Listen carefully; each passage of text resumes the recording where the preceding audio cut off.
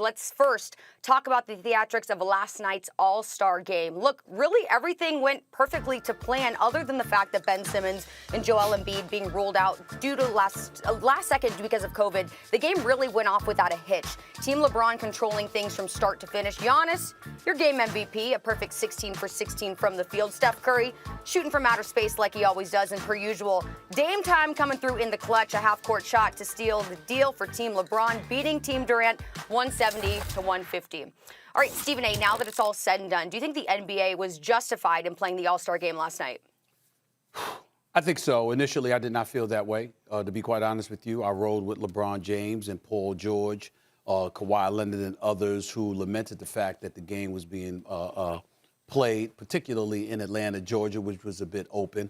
And needless to say, despite the fact that the weekend ended up going very, very well, as an aside, I want to make sure I make the statement that I got a whole bunch of family and loved ones in Atlanta, Georgia, and I saw some of the footage of the stuff that was going on there in terms of how wide open the city was. I mean, damn, people, damn, okay? I mean, we ain't out of the woods yet.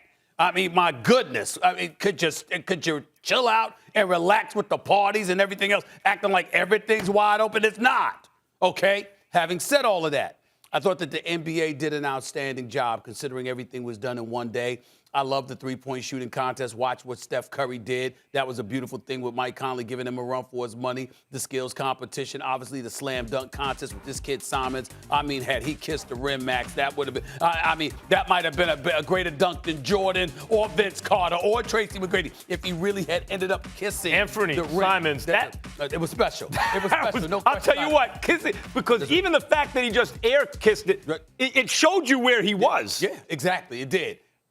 And then the game itself. Listen, Giannis was the MVP, 16 for 16 for the field. Didn't miss a shot, was perfection all night long. I get all of that. But that damn Steph Curry and Damian Lillard. Damian Lillard. I mean, pulling up from half court. Each of them did that. Pulling up from the low. I mean, it was special. It was special to watch. And then when you consider the fact that the only hiccup was Ben Simmons and Joel Embiid, not being able to play, I think that the weekend ended up well. And by the way, I'm not holding it against Embiid and Ben Simmons. Damn it, we all need haircuts. We need haircuts. Haircuts are important, okay? And it was in Philly, all right? And how the hell are they supposed to know that the barbers, this is going to end up testing positive? So I don't blame them for that one bit. You got to do what you got to do. In the end, it ended up being a successful weekend. It was a television production, clearly. They lived up to that. And I applaud the NBA for pulling it off. Well, at first, I liked the idea of the All-Star game. I turned around when I started hearing LeBron James complaining. I said, okay, hold on. If you have a young guy complaining, De'Aaron Fox or someone like that, that's one thing. But then you have LeBron complaining about it. It's his league. If you have that kind of spectrum of players, ages and circumstances in their careers complaining, there's not going to be a lot of enthusiasm. That's not what I saw. That's not what I saw at all. I saw LeBron having fun. Like, if someone had to ask me, you think LeBron was happy to be there? I'd say, yeah. And you know what I think was the favorite part for him? And he's made some comments since then. He got to play with Steph Curry. Been watching him since Davidson, right? He got to play with Steph Curry. And you could see how much LeBron was digging that, and Steph put on a show. No, the All-Star game, as long as you have it without fans, as long as you make it clear we're doing everything in this time frame, this is a made-for-TV event only. Because realize, All-Star games in every sport are actually primarily made-for-TV events, but they also are great for the economy of that area and the fans in the building. But mainly, it's a TV event. This was exclusively a made-for-TV event. The league was explicit about it. The mayor was explicit about it. And if you ask me, do I think it was a good All-Star game? The best All-Star game, it descends from baseball, basketball, football. Because the more contact you have, the less the players are going to take it seriously and play it like it's a real game. So that's why the Pro Bowl, come on. And the NBA All-Star game is not going to be played like the Major League Baseball All-Star game. There's not going to be any defense at all. They're going to be trying to put on a show. But they did. They put on a show. It was fun to watch. I had a good time. I would say they were justified.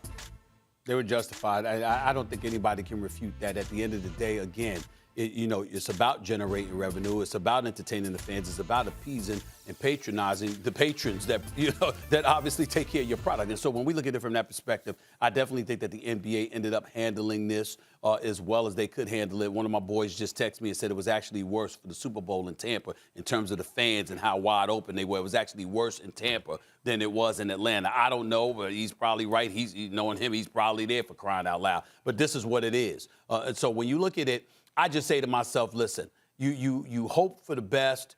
You expect maybe not the worst, but something worse than what actually ended up happening. And I think in that regard, for us to walk away from All-Star Weekend, the only positive situation was Ben Simmons and Joel Embiid, who did not test positive, by the way. They ended up testing negative. I think the only hiccup here is this. Because of contact tracing and what have you, they couldn't go. It's a damn shame that they ended up testing negative and still couldn't play. Yeah. That's unfortunate. But it shows you that they're being careful. But that is the only thing. That was the only blemish whatsoever. Outside of that, any kind of blemish I could blame on LeBron James, but that's only having fun with it because, damn it, did he stack the deck. I mean, you had trees in the Joker and Giannis Antetokounmpo. That was a mismatch on paper. You had two of the greatest shooters we've seen in Damian Lillard and Steph Curry, of course. I mean, damn, he just stacked the deck. Okay? So we all knew what the outcome was going to be. And LeBron, give him credit for being an astute GM because the man knows how to pick talent. I mean, maybe that's his future. He wants to be an owner. He wants to own an NBA team. GM at least. He's going to have one. He ain't gonna be nobody. Well, I'm saying he could put a team together. LeBron ain't trying to be no GM. He's gonna own a team. Otherwise, he ain't gonna be working for anybody. I can tell you that. Of course. Let me say this. You said it, showcase. The NBA All-Star Game is a showcase for the fans to say, hey, look at the best that we have as ambassadors for the sport. And it was a success. Like, we can't pretend that wasn't a success. Thanks for watching ESPN on YouTube. For live streaming, sports, and premium content, subscribe to ESPN+.